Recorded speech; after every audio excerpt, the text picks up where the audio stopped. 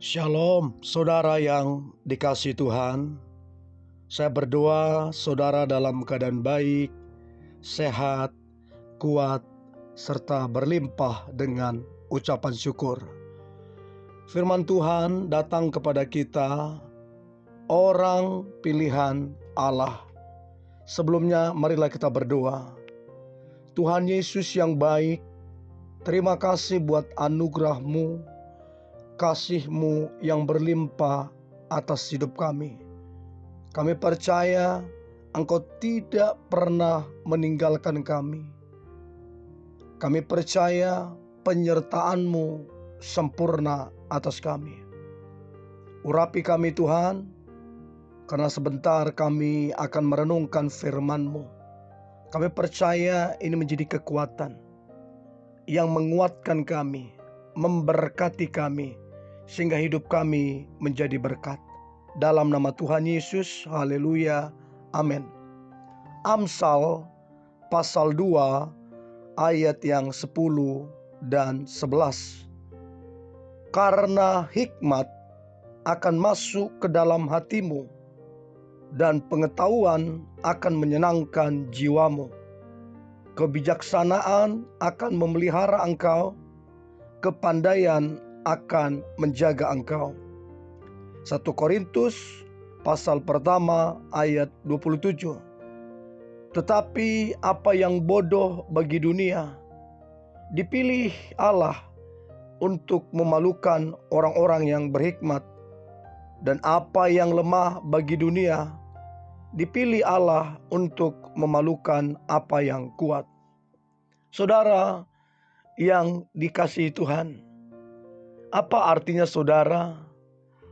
Tuhan bisa memakai siapapun. Orang yang berpikir, orang itu bodoh, Tuhan bisa memakai orang itu. Orang yang berpikir, orang itu lemah, Tuhan bisa memakai orang lemah itu. Tidak ada yang sukar, tidak ada yang mustahil untuk Tuhan memakai siapapun. Rasul Paulus menyadari dirinya bukan orang yang pandai dalam berkata-kata dan berhikmat menurut pandangan dunia. Secara fisik, ia juga lemah, sering sakit-sakitan. Ia menyebutkan bahwa ia datang ke Korintus dengan kelemahan, kegentaran, dan ketakutan. Bahkan Paulus pernah menjadi bahan tertawaan, bahkan disebut sebagai si peleter oleh orang Yahudi dan Yunani. Kita bisa temukan itu dalam Kisah Para Rasul 17 ayat 18. Penyebabnya karena orang Yahudi selalu menuntut bukti, sedangkan orang Yunani menjunjung tinggi ilmu pengetahuan dan filsafat. Paulus dianggap tidak menguasai hal tersebut, namun Paulus berhasil mengacaukan pemahaman yang kuat dari orang-orang yang berhikmat itu. Ketika Paulus meninggalkan Korintus, jemaat itu mulai terkontaminasi oleh pemahaman serupa. Paulus menyebutnya hikmat duniawi. Hikmat duniawi artinya mengunggulkan orang-orang berpengetahuan, mengunggulkan orang-orang berpengaruh, ataupun keturunan bangsawan. Sepertinya sebagian jemaat di Korintus sudah mulai tergoda mengejar hal-hal demikian agar bisa diterima oleh dunia dan orang lain. Mengetahui hal tersebut, Paulus menasihati mereka agar berhenti melakukan, karena Allah telah memulai pekerjaan yang baik dalam diri mereka. Allah merendahkan orang yang kuat dan menyingkapkan kebodohan orang yang angkuh di hadapannya.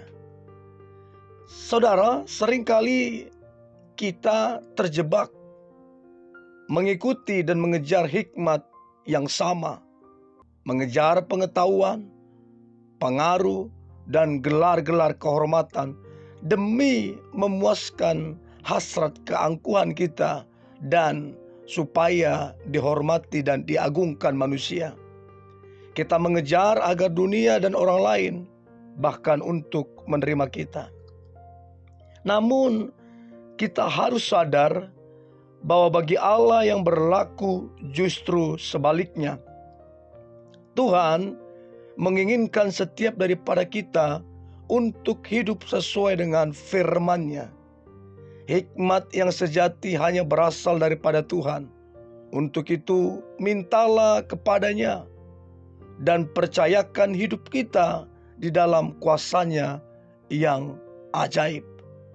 Saudara, ini menjadi satu peringatan bagi kita, supaya kita yang mungkin merasa pintar, merasa hebat, merasa berpengaruh, merasa dari keluarga terhormat, supaya kita tetap merendahkan hati kita.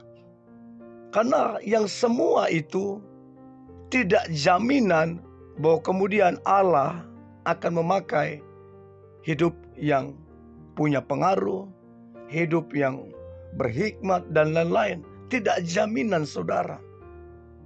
Sebab firman Tuhan jelas katakan, yang bodoh bagi dunia dipilih Allah, yang lemah dipilih Allah untuk mempermalukan orang-orang yang kuat. Saudara yang dikasihi Tuhan, minta maaf. Mungkin Anda berkata, saya ini bodoh, saya ini kurang pengetahuan. Mungkin Anda berkata, pendidikan saya cuman SD, cuman SMP, SMA. Saya tidak sepintar orang lain. Dengarkan saya baik, saudara. Anda yang berpikir demikian, engkau yang mencari Tuhan, yang percaya kepada Tuhan, Tuhan bisa memakai hidup saudara. Sehingga engkau dipakai Tuhan untuk mempermalukan orang-orang yang berhikmat. Saudara yang mungkin berkata, gak mungkin aku bisa berhasil, gak mungkin aku bisa sukses. Aku ini orang lemah, fisikku lemah, kekuatanku lemah. Anda yang berpikir demikian, ketika Anda percaya kepada Yesus, Anda beriman, Anda berharap, maka saya percaya Anda yang mungkin merasa lemah justru dipilih Allah untuk kemudian memberkati, jadi jawaban bagi banyak orang. Untuk itu saudara, jangan batasi Tuhan dengan fakta yang ada. Jangan batasi Tuhan dengan keadaan yang ada.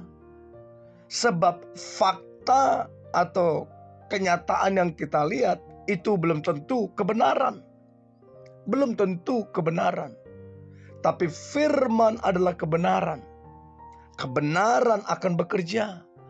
Kebenarannya apa saudara? Kebenarannya 1 Korintus 1 ayat 27. Apa kebenarannya saudara? Orang yang lemah dipilih Allah untuk kemudian mempermalukan orang-orang yang kuat.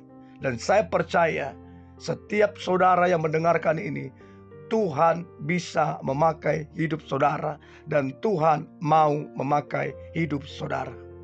Mari kita berdoa. Tuhan Yesus yang baik, terima kasih buat anugerah-Mu. Sungguh besar kebaikan, anugerah, belas kasihan-Mu. Sesungguhnya Engkau rindu memakai segala keterbatasan kami, segala kekurangan dan kelemahan kami, sehingga bisa mempermalukan orang-orang yang berhikmat, mempermalukan orang-orang yang kuat di dunia ini, sebab ada Tuhan yang menyertai kami. Kami mengucap syukur Tuhan Yesus. Di dalam nama Tuhan Yesus, hidup kami pasti dipakai dan menjadi berkat. Haleluya. Amin.